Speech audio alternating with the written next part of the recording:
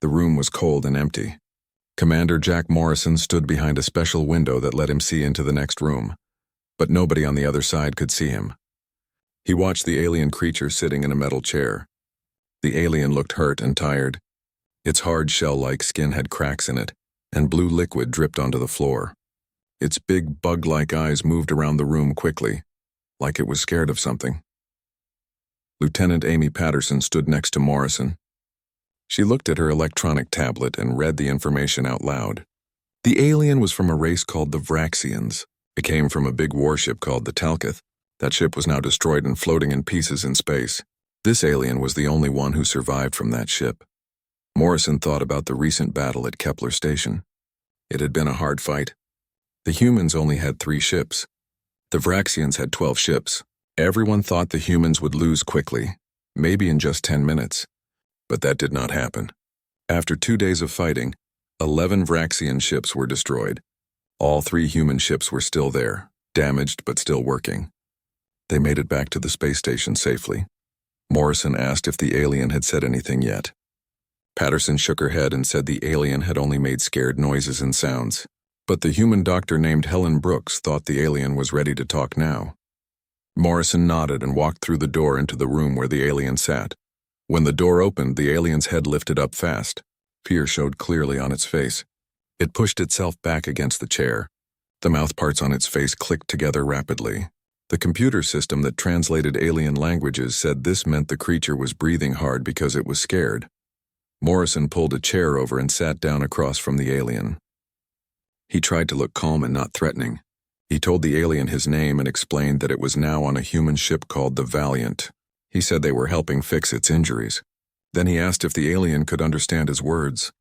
A metal collar around the alien's neck started to glow with light. Then a thin, high-pitched voice came from it. The voice said yes.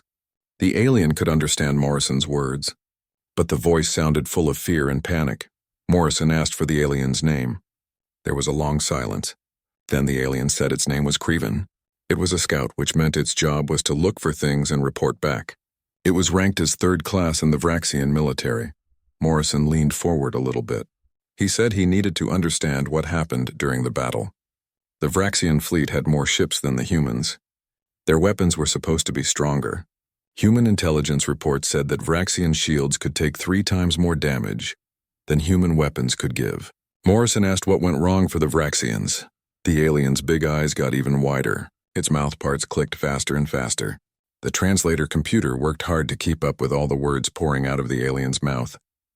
Craven asked what went wrong. It said everything went wrong. Everything failed because the Vraxians did not understand humans. They did not know what humans really were. Morrison looked through the special window at Patterson. Then he looked back at Craven and asked what the alien meant by that. Craven started to explain. Before the battle, the Vraxian commanders received information about humans. The report said humans were weak creatures. Their bodies were soft, not protected by hard shells like Vraxian bodies. Humans did not live very long compared to other species. The report said humans got scared easily and would panic in dangerous situations. When the Vraxian commanders saw 3 human ships coming toward their fleet of 12 ships, they laughed. They thought it was an insult. They thought it was a joke that the humans would even try to fight. Morrison stayed quiet. He could see the alien was getting more upset as it remembered what happened. Craven's whole body started to shake. The alien said that everything changed when the fighting started. Craven described how the human ships fired their first weapons. Those first shots completely destroyed the shields on a Vraxian ship called the Keltar. The Vraxian fleet commander said this was impossible. He thought it must be a mistake or a broken machine. But then the human ships fired again and again. The weapons never stopped firing. The Vraxian computers said the human weapons were firing faster than should be possible. The weapons should have gotten too hot and melted. But they kept working perfectly.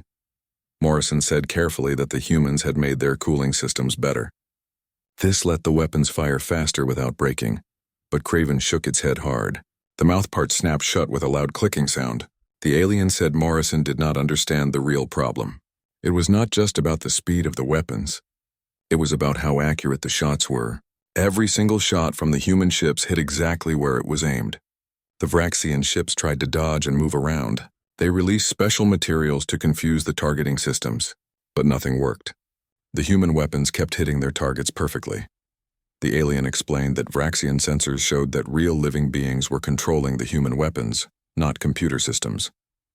But no living creature should be able to track moving targets that fast. No organic brain should be able to calculate and aim that quickly. It seemed impossible. Patterson's voice came through a small speaker in Morrison's ear. She said that during the battle, the main weapons on the human ships were controlled by real human gunners. A man named Danny Rogers led the team that aimed and fired the big guns. Morrison made a mental note of this information. He asked the alien what happened next in the battle. Craven said the Vraxian fleet commander ordered all ships to attack at once. Every ship moved forward as fast as possible. The plan was to use overwhelming force and destroy the human ships quickly. The alien's voice got quieter, almost like a whisper. Craven said that moment was when the Vraxians learned a second truth about humans. Morrison asked what that truth was. Craven looked directly at Morrison with its strange eyes. The alien said that humans do not break. No matter what happens to them, they do not break. The words hung in the air between them. Morrison felt a strange chill go down his back. He waited for the alien to continue explaining. Craven described how the Vraxian ship scored direct hits on the main human ship. The Vraxians could see holes blown in the hull of the ship. They watched as rooms and corridors were exposed to empty space. Air and equipment got sucked out into the vacuum. The Vraxian computers calculated that the human ship should have lost its engines, its weapons, and its life support systems. That ship should have been nothing but a dead metal box floating in space full of dead humans. But that is not what happened. Somehow, impossibly, the human ship kept fighting. It kept shooting its weapons. It kept moving and maneuvering. The Vraxians could not understand how this was possible. Admiral Patricia Cole stood in the command center on Earth. Her face showed no emotion as she read the emergency message from Theta 7. Around her, dozens of officers worked at their stations. They were planning what would become the largest military action in human history. "Confirm the status of Lieutenant Morrison and his crew," she said quietly. Captain Henry Drake turned from his computer screen. His face looked grim. "All dead, Admiral." The Liberty's Edge sent messages until the very end. Morrison held them off for 18 hours before the ship was destroyed. 18 hours in a scout ship against 200 enemy vessels, Cole said. Pride filled her voice. "He bought us time and gave us information about their fleet size, their battle methods, and their technology level. His sacrifice will not be forgotten. What are your orders, Admiral?" Cole pulled up a star map. It showed the Krillian Empire territory highlighted in red. It was huge, covering hundreds of star systems. But it was also far from the main human worlds. The Krillians had found humanity at the very edge of explored space. Only scout ships and small survey teams worked in that region. "They think they fought our main forces," Cole said. A thin smile appeared on her face. "They have no idea what they started. Activate the 3rd, 5th, 7th, and 9th fleets. I want them ready to move in 72 hours. Drake's eyes went wide. "All 4 fleets, Admiral? That's over 800 ships. The Krillians are bringing 2,000 ships. We will match them and more. But more important, I want them to understand something." She turned to face Drake directly. "I want them to understand what happens when you attack humanity. Not just defeat them. Make them understand. Admiral, 4 fleets might be too much for this situation." "Captain Drake," Cole stopped him. Her voice became hard as steel. "They killed 38 people. 38 men and women who were on a peaceful mission to map asteroid fields. Jake Morrison was 3 weeks away from going home to meet his baby daughter for the first time. Engineer Lisa Grant was going to get married. They murdered our people after refusing all attempts to talk. This is not just about defense anymore." Drake nodded. He understood now. "I will begin coordination right away. What about the other fleets?" "Keep the 1st, 2nd, and 4th around Earth and the main colonies. The 6th and 8th will continue their normal patrol routes. We do not know if the Krillians have friends who might help them. I will not leave our home system unprotected." As Drake went to follow her orders, Cole looked again at the data Morrison had died to send them. The Krillian ships were big and heavily armored, but their weapons were plasma cannons with short range. Their battle methods relied on having more ships and using raw power rather than smart planning. They were, she realized, bullies who had grown used to fighting weaker enemies. The 17 species they had conquered had all been primitive. They had barely learned to travel in space when the Krillians arrived. Humanity was different. Humanity had fought countless wars against itself. World War I, World War II and hundreds of other conflicts across centuries had taught humans how to fight, how to adapt, how to turn desperate situations into victories. The Krillians had no idea what kind of enemy they had made. "Admiral," one of the communication officers called out, "we are getting responses from the fleet commanders. Admiral Richard Bennett of the 3rd Fleet says his ships are already moving. Admiral Susan Lee of the 5th Fleet says she can leave in 6 hours. The 7th and 9th are getting ready now." "Good. Tell them to meet at staging point Gamma. We will hit the Krillians at New Terra before they expect us." "What about the colonists on New Terra?" Drake asked. "Already leaving," Cole replied. "We are not going to fight over a world with people on it. Let the Krillians arrive to find an empty colony and a sky full of warships." Over the next 3 days, the largest human fleet ever assembled gathered in the darkness of space. 800 warships came together. There were massive dreadnoughts carrying railgun batteries that could punch through planets. There were fast destroyers equipped with quantum missiles. There were carriers launching squadrons of fighter craft with pilots who had trained their whole adult lives. Each ship was commanded by officers who had studied war not just as a job, but as an art. They knew the ancient teachers of strategy. They understood that war was not just about having the biggest weapons. It was about planning, tricks, and the will to do whatever was needed to protect their people. Admiral Cole stood on the bridge of her flagship. The huge dreadnought was called Constitution. She watched as the last ships moved into formation. "All ships report ready, Admiral," Drake announced. "Then let us go introduce ourselves to the Krillian Empire," Cole said, "and let us make sure they never forget this introduction." The fleet jumped to faster than light speed. They left a flash of light in the darkness. They were heading to New Terra. There they would wait. Wait for the Krillians to arrive expecting an easy conquest. Wait to show them what humanity's real military looked like. The 800 ships moved through space like ghosts. They used technology the Krillians did not have. They could hide behind planets and moons without being seen. They could mask their energy signals. They could wait in silence for days if needed. Each captain knew their role. The 3rd Fleet would strike from the left side. The 5th Fleet would hit from the right. The 7th and 9th would split the enemy formation down the middle. It was a classic hammer and anvil tactic, perfected by human generals over thousands of years of warfare. On each ship, crews prepared for battle. Weapons were checked and rechecked. Battle plans were reviewed. Medical teams prepared for casualties. Everyone knew what was at stake. This was not just another battle. This was a message to the entire galaxy. The message was simple. Humanity was peaceful by choice, not because they were weak. They preferred exploration and discovery to war. But when pushed, when their people were murdered, they would respond with overwhelming force. They would show no mercy to those who showed none first. Lieutenant Jake Morrison's last message played on every ship in the fleet. His voice, calm even in the face of death, gave the same report over and over. "Tell them we made first contact. Tell them the Krillians are hostile. Send the fleet," and now the fleet was coming. Not to conquer, not to enslave, but to teach the Krillians a lesson they would never forget. You do not attack humans without consequences. You do not murder peaceful explorers without paying a price. And you never, ever mistake humanity's preference for peace as a sign of weakness. Admiral Cole sat in her command chair and thought about the coming battle. She had studied the Krillian tactics from Morrison's data. They would come in with brute force. They would expect to overwhelm any defense with numbers. They would not expect coordination, precision, or weapons that could strike from distances they could not even detect. "Admiral," the sensor officer reported, "we are in position at New Terra.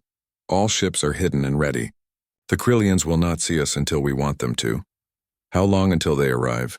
"Based on their fleet speed from the data Lieutenant Morrison sent, approximately 6 hours. Cole nodded. "All ships maintain silent running.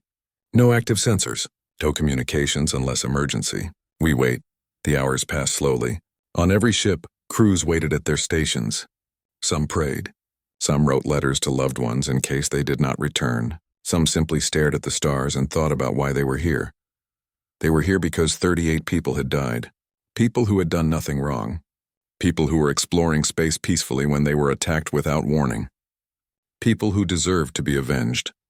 Finally, the sensors detected movement at the edge of the system. The Krillian fleet was arriving. 2,000 warships emerged from faster-than-light travel in perfect formation. It was an impressive sight. a sight meant to terrify any enemy into immediate surrender. But the humans did not surrender. They waited for the perfect moment. Waited until the Krillian fleet was fully committed to their position. Waited until there was no escape. All ships, Admiral Cole said calmly, prepare to decloak on my mark. Weapons free. Show them what happens when they mess with humanity. The trap was set. The Krillians had no idea what was about to happen. They thought they were attacking a weak colony, defended by ships like the one they had destroyed. They were about to learn the truth, and that truth would shatter their empire forever. Prince Zarthik stood on the command deck of his flagship, called Eternal Dominion. He felt confident as the Krillian invasion fleet came out of faster-than-light travel into the new Terra system. Around him, 2,000 warships appeared in perfect formation. It was a sight that would make any species in the galaxy shake with fear. Sensors, report on the human defenses, he commanded. The sensor officer, a young Krillian named Sorval, looked at his displays. After a moment he spoke. My prince, I am reading very little activity on the surface.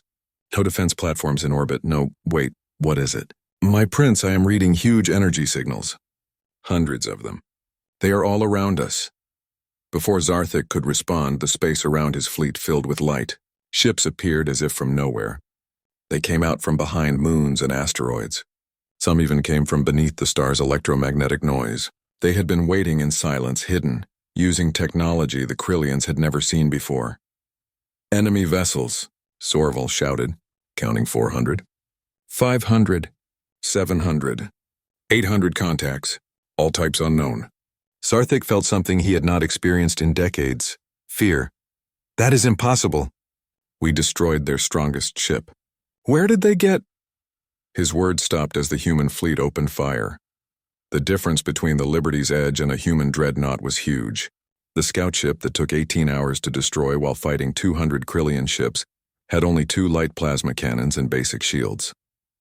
It was built for exploring and running away, not for fighting.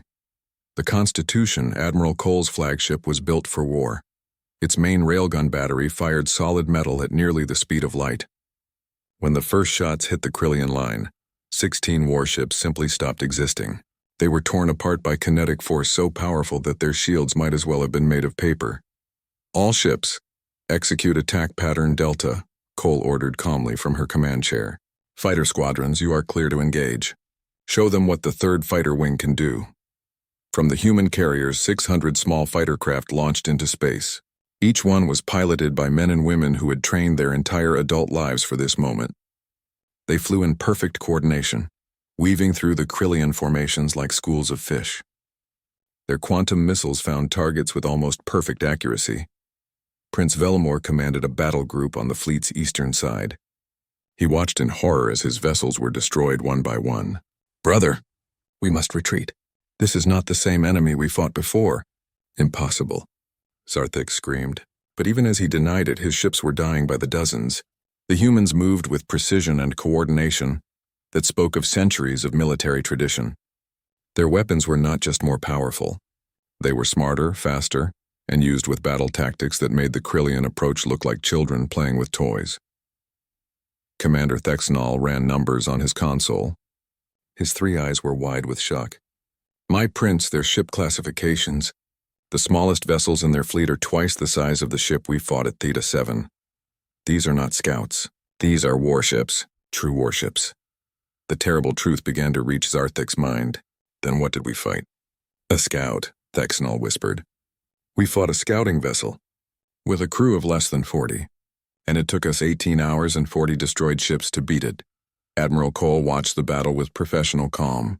The Krillians were trying to form defensive positions, but their tactics were 300 years out of date. They still thought in terms of side-by-side exchanges and winning with more ships. They had never fought an enemy that used network warfare, real-time battlefield coordination, and weapons that could strike from distances they could not detect. 3rd Fleet, begin hammer maneuver, she commanded. 5th Fleet, anvil position. 7th and 9th, split their formation down the center. The human ships moved like a living creature. Each fleet did its role perfectly. The Krillians found themselves herded, trapped, and destroyed in a battle that was less a fight and more an execution. Captain Drake stood beside Cole, watching the tactical display. "Admiral, they are attempting to retreat. Should we chase them?" Cole thought for a moment. "Let some escape. I want them to bring a message back to their empire." "What message?" "That the next time they think about attacking humans, they should remember this day. They should remember that they barely survived meeting one of our scouts. And when they met our actual military, they lasted less than 4 hours." On the Eternal Dominion, Prince Zarthik finally gave the order he never thought he would speak. "All ships retreat. Emergency jump any direction away from this system." Of the 2,000 ships that entered the new Terra system, only 347 escaped. The rest were destroyed, disabled, or captured. 12,000 Krillian warriors died that day. Both Prince's dreams of easy conquest died with them. As his flagship limped away with damaged engines and 17 holes in its hull, Zarthik looked at the data on his displays. The humans had suffered losses too. 19 ships damaged, 3 destroyed, 412 casualties. Against 2,000 ships, the humans had used 800 and suffered less than 1% losses. They had destroyed over 80% of the Krillian fleet. "We only fought a scout unit," Velmore said quietly. His voice was hollow with shock. "All this time we thought we had beaten their best, and we only fought a scout unit." Zarthik said nothing. There was nothing to say. The Krillian Empire had made an enemy of the worst possible species. They had done it in the most foolish way imaginable. They had attacked first. They had killed civilians on a peaceful mission. Then they had assumed their victims were weak. Now they would have to face the results of their pride. And Prince Zarthik knew those results would be terrible. The surviving Krillian ships jumped away one by one. Each captain pushed their damaged engines as hard as they dared. They needed to get home. They needed to warn the Empire. The humans were not what they thought. Not at all. Behind them, the human fleet did not pursue. They simply waited, maintaining formation around the empty colony world. They had made their point. They had shown their strength. Now they would see if the Krillians were smart enough to understand the message. On the Constitution's bridge, Admiral Cole received damage reports from her fleet. 3 ships lost, 19 damaged, 412 good people dead. It was a small price compared to what the Krillians had paid, but each loss hurt. Each name on the casualty list was someone's son or daughter, husband or wife, parent or child. "Admiral," the communication officer reported, "we are picking up Krillian distress signals. Multiple ships are crippled and drifting. They are requesting mercy." Cole considered this. The Krillians had shown no mercy to Jake Morrison and his crew. They had fought until the Liberty's Edge was nothing but debris. They had refused all attempts at communication before attacking. But humans were not Krillians.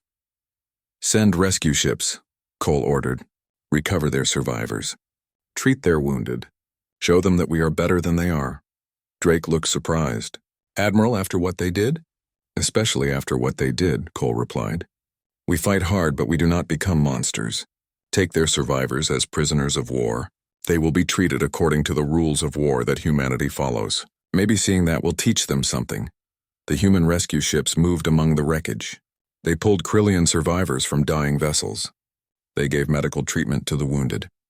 They acted with honor and mercy even toward an enemy that had shown none. The rescued Krillians could not believe it. They had expected to be killed or enslaved. Instead, they were being saved. It confused them. It frightened them more than the battle had. An enemy who showed mercy after defeating you was more terrifying than one who simply killed you. It meant they had principles. It meant they had rules they followed even in war. It meant they were not driven by hate or cruelty, but by something more dangerous. Justice, honor, and the determination to protect their own while still maintaining their humanity. As the last Krillian survivor was pulled from a wrecked ship, Admiral Cole stood and looked at the starfield. Somewhere out there, the surviving Krillian ships were racing home. They would tell their leaders what happened here. They would describe the horror of facing humanity's real military power, and then the Krillian Empire would have to make a choice. They could accept defeat and seek peace, or they could continue the war and face total destruction. Cole hoped they would choose wisely, because if they chose wrong, the 800 ships here were only the beginning. Humanity had thousands more waiting. And if the Krillians forced them to, humans would bring every single one of those ships to the Krillian homeworld. The battle was over. But the war's outcome was still undecided. Everything now depended on what the Krillian Empire did next. The throne world of the Krillian Empire had never known defeat. For 300 years, the crystal towers of the Imperial Palace had stood as symbols of conquest and power. Now those same halls echoed with panic and confusion, as what remained of Prince Zarthik's invasion fleet came home broken. Emperor Karjul sat on his throne of carved stone. He was ancient and massive even by Krillian standards. His two sons knelt before him. Around them, the court had gathered in silence. No one dared speak as they waited for the emperor's words. "Explain," Karjul said. His voice sounded like grinding rocks. "Explain how you took 2,000 ships and returned with less than 350. Prince Zarthik kept his head down. "Father, we were tricked. The humans that you claim to have defeated? The humans whose scout vessel took you 3 days to destroy?" "Yes, father. But that vessel was not their real military. It was just a scout ship, lightly armed and crewed by less than 40 people. When we met their actual battle fleet, you met 800 ships and lost," the emperor finished. "Against a species we knew nothing about. A species you attacked without even trying to talk first. Do you understand what you have done?" Prince Velmor spoke up. His voice shook slightly. "Father, if I may explain the tactical situation." Silence. The emperor's roar shook the chamber. "I do not want to hear about tactics. I want to know why my sons, princes of the realm, commanders of the greatest fleet ever assembled, were so completely humiliated by a species we thought was primitive." Commander Thexnell had been called to give his report. He stepped forward carefully. "Your Majesty, if I may speak?" The emperor gestured for him to continue. "I have looked at all data from the battle. The humans have military technology and battle tactics far beyond our current abilities. Their weapons have greater range and power. Their ships are faster and can turn better. But most important, their coordination and planning operates on a level we have never seen before." "How is this possible?" the emperor demanded. "They are a young species. They have only traveled in space for a tiny fraction of the time we have." "Yes, Your Majesty. But according to the data we took from the scout vessel, humanity has been at war with itself for most of its history. They have fought thousands of conflicts. They have developed countless military strategies. They have perfected the art of war to a degree that we, in our easy victories, never needed to achieve." The emperor was silent for a long moment. "You are telling me that while we conquered weaker species, the humans were fighting themselves and becoming stronger because of it?" "Exactly, Your Majesty. Every species we defeated in the past 3 centuries was less advanced than us. We grew lazy and proud. The humans, however, have been shaped by constant conflict. To them, war is not about crushing the weak.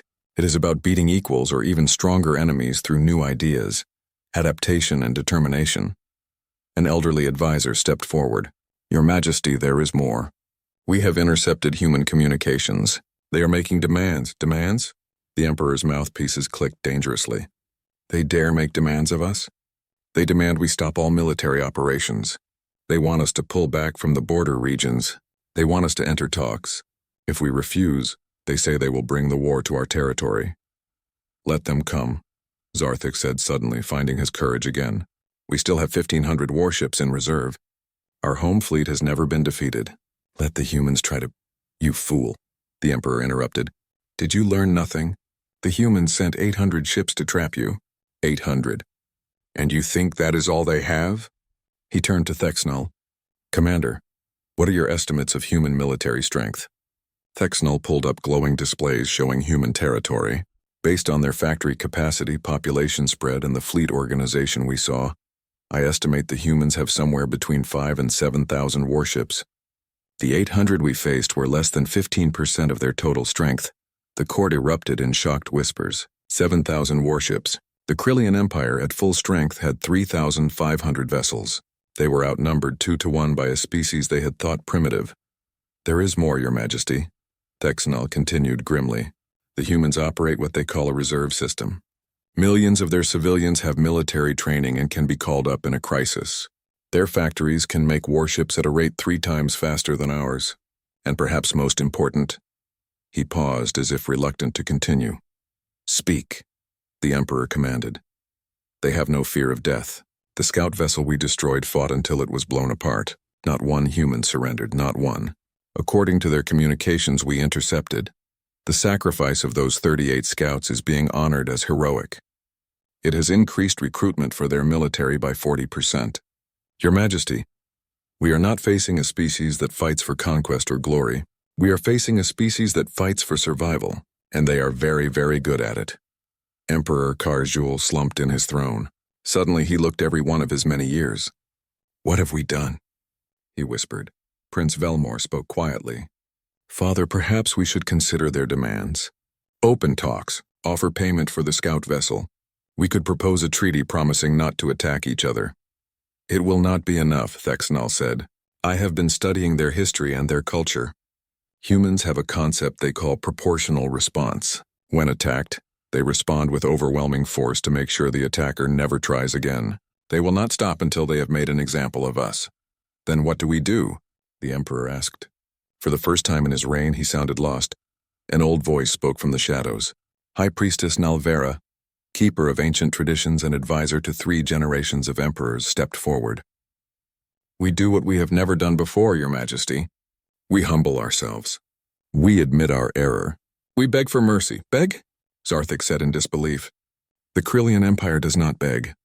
Then the Krillian Empire will fall, Nalvera said simply. Pride is a luxury we can no longer afford.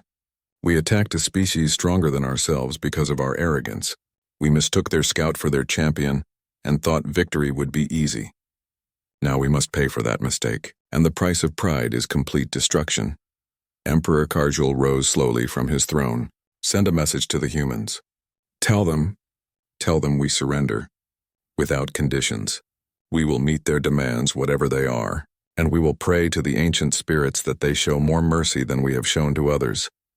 The court stood in shocked silence. In 300 years of conquest, the Krillian Empire had never surrendered to anyone. But they had also never faced an enemy like humanity. As the Emperor's scribes rushed to write the message of surrender, Prince Zarthik remained kneeling. The weight of his failure crushed down on him. He had started a war with humanity thinking he was crushing a weak enemy. Instead, he had awakened a sleeping giant and given it reason to be angry. History would remember this as the day the Krillian Empire learned a hard lesson. Never underestimate humanity, and never ever mistake a single meeting for the full measure of their strength. The message was sent. It traveled across space to the human fleet that even now was moving toward Krillian territory. All they could do now was wait and hope that humanity's mercy was greater than their own had ever been. In the palace, servants began the process of preparing for human occupation. They did not know what the humans would demand. They did not know if their empire would even survive. They only knew that they had made a terrible mistake and now they would pay the price for it. Prince Zarthik looked at his brother. Velmor's face showed shame and fear. They had led the greatest fleet in Krillian history to the worst defeat imaginable. They had thought they were invincible. They had thought one small victory meant they understood their enemy. They had been wrong about everything. The surrender message was received by Admiral Cole 3 hours later. She read it carefully, then called a meeting of her senior officers. The war, it seemed, was over before it truly began. Now came the harder part.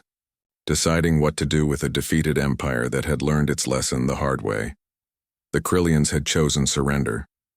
Now humanity would choose what came next. Admiral Patricia Cole sat in the conference room of the diplomatic station that had been quickly built in neutral space. Across the table from her sat Emperor Karjul. His 2 sons stood beside him along with several Krillian diplomats. The contrast between the 2 groups was clear. The humans sat relaxed but alert in their military uniforms. The Krillians had dull armor that showed the shame of defeat. Thank you for agreeing to meet, the Emperor began. His voice was carefully neutral. Cole nodded. Before we discuss terms, I want to make something clear. This meeting is happening because you surrendered without conditions. You do not get to negotiate. You get to accept our terms or face the results. Is that understood? The Emperor lowered his head. It is understood. Good. Cole pulled up a glowing display. Let us begin with the immediate terms. First, the Krillian Empire will pull back all military forces to within 10 light years of your core systems. Any vessel found beyond that boundary will be destroyed without warning. That will leave our outer colonies unprotected. Prince Velmor protested. Captain Henry Drake, sitting beside Cole, spoke coldly. Lieutenant Jake Morrison and his crew were unprotected when you murdered them. Your colonies will simply have to trust that no one will do to them what you have done to others. The Emperor raised a hand to silence his son. We accept this term. Second, Cole continued, you will release all prisoners from every species you have conquered. Not just the soldiers. All of them. Every slave, every forced worker. Every person you have taken against their will. You will give them transportation home or to any place they choose. That is millions of people, one of the Krillian diplomats said. It will destroy our economy. Then you should have thought of that before building your economy on slavery, Cole replied without sympathy. This term cannot be changed. We accept, the Emperor said quietly. Third, you will provide complete access to all records of your conquests. Names, locations, dates. We are going to contact every species you have hurt and offer them protection under human authority until they can rebuild. You will make full payment to each species for the damages you caused. That could take centuries, Thexanel said. Then I suggest you start working hard, Cole replied. Fourth, the Krillian Empire will reduce its military to defensive forces only. No more than 500 warships. All to be registered with the new Galactic Council we are creating. 500? Zarthik said. But we have 3,500 ships currently working, Cole interrupted. I know. The remaining 3,000 will be taken apart and their weapons destroyed. You will be allowed to keep the hulls for civilian use, but all military ability will be removed under human supervision. The Krillians looked at each other. Their empire, built on military might, was being reduced to a shadow of its former self. Is there more? The Emperor asked. Oh yes, Cole said. Her voice took on a harder edge. Fifth, you will publicly admit your crimes. Not just to your own people, but to every species in the known galaxy. You will broadcast a full confession of your actions. This includes the unprovoked attack on our scout vessel and the 300 years of conquest and slavery. The galaxy needs to know what you have done. You want us to shame ourselves? Felmore said. I want you to tell the truth, Cole corrected. If you find truth shameful, that is your problem. Sixth, you will build a memorial on your throne world for every person who died because of Krillian attacks. That includes Lieutenant Morrison and his 37 crew members. Their names will be carved in stone in your capital city. Every Krillian will see them and remember the cost of pride. The Emperor closed his eyes. He was clearly in pain. We accept these terms. I am not finished, Cole said. Seventh and most important, the Krillian Empire will change completely. You will transition from a military dictatorship to a representative government. Every species within your borders will have a vote in how they are governed. You will adopt human standards of rights and freedoms for all thinking beings. You are asking us to dismantle our entire system of government, one of the elder diplomats said. I am not asking, Cole replied.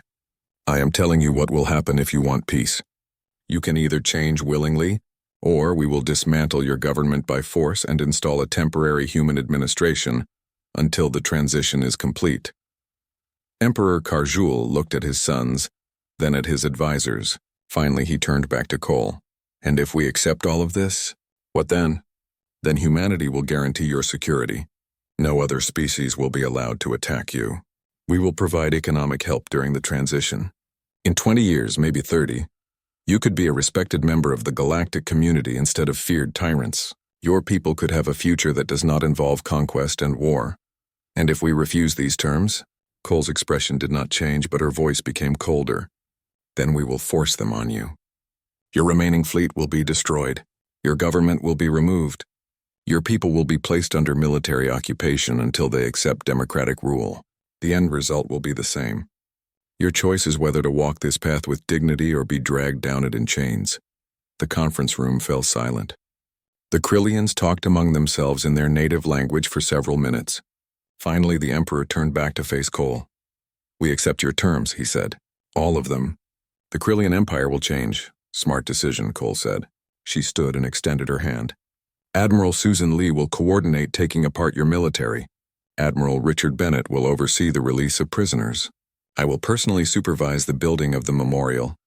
The Emperor took her hand. The gesture was awkward between their different body types. May I ask a question, Admiral? Go ahead. The scout vessel we destroyed. If you had wanted to, you could have sent your full fleet against us from the beginning. You could have destroyed our entire empire in weeks. Why did you not? Cole thought about the question carefully. Because despite what you might think, humanity does not enjoy war. We are good at it.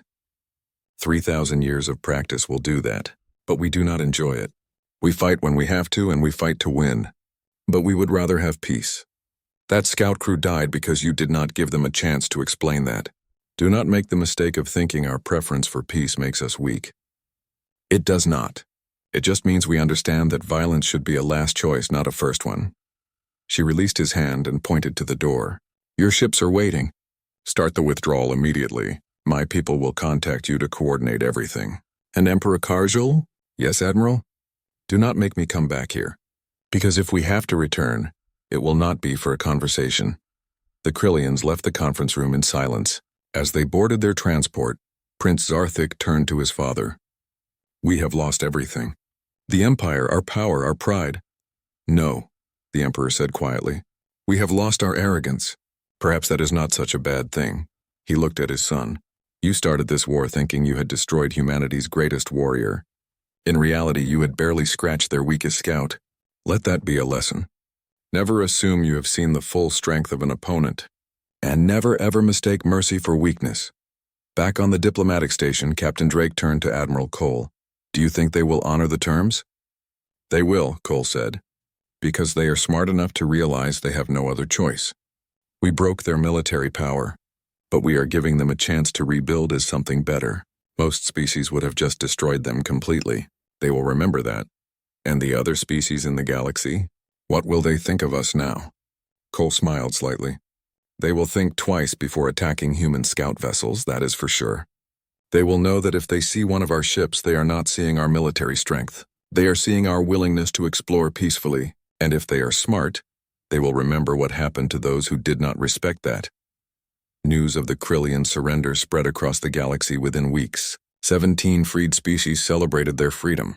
A dozen neutral powers sent diplomatic missions to Earth, seeking alliance and friendship. And every military force in the known galaxy updated their threat assessments on humanity. The entry in the Galactic Military Database now read, Humans, approach with extreme caution. Prefer diplomatic solutions but possess overwhelming military capability. Do not mistake exploration vessels for combat strength. Recommend peaceful contact only. On Earth, in a small apartment in Denver, a woman named Katie Morrison held her 3-month-old daughter and watched the news coverage of the memorial dedication on the Krillian throne world. Her husband's name, Lieutenant Jake Morrison, was carved in stone alongside his crew. They were honored on a world that had tried to destroy them. Your daddy was a hero, she whispered to the baby. He went out to explore the stars. And when danger came, he bought time for the rest of us. Never forget that. The baby could not understand the words, but she would. One day she would know that her father and 37 others had faced impossible odds in a small scout ship. Through their sacrifice, they had shown the galaxy what humanity was truly capable of. The Krillians had asked themselves in horror, we only fought a human scout unit? The answer had cost them an empire, but it taught the galaxy a valuable lesson. In humanity's exploration fleet, even the scouts were heroes. And if that is what their scouts could do, no one wanted to discover what their actual warriors were capable of. Peace settled across the border regions. The Krillians began their long journey toward becoming better, and humanity continued its mission of exploration, secure in the knowledge that the galaxy now understood a basic truth. Do not start fights with species whose full strength you have not seen. And never ever underestimate the determination of those who fight to protect their own.